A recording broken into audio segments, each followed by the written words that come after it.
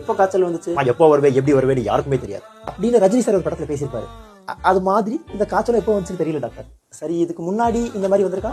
மறதி ஒரு தேசிய வியாதி.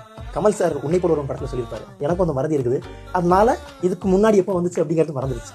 ஓகே, இது நார்மல் ஃபீவரா இல்ல டெங்குவான்னு இப்ப சொல்ல முடியாது. பிளட் டெஸ்ட், யூரின் டெஸ்ட்லாம் எடுக்கணும். இது மாதிரி பேசுறப்பதான் காண்டாகுது. ஜனங்க நோயை பார்த்து பயப்படுறத விட கவர்மெண்ட் ஹாஸ்பிட்டல்ஸ் பார்த்து பயப்பட ஆரம்பிச்சிட்டாங்க. அந்த பயம் தான் பிரைவேட் ஹாஸ்பிட்டல்ஸோட இன்வெஸ்ட்மெண்ட் அப்படின்னு விஜய் சார் பேசியிருப்பாரு மெர்சன் படத்துல.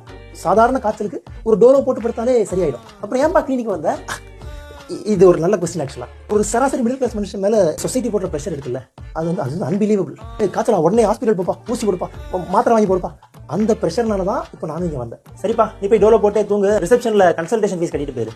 இந்த வெற்றி கொடிக்கட்டு படத்துல வடிவேல் சார் பஸ் படிக்கட்டுல நின்று சொல்லுவார், காசு இல்லப்பா.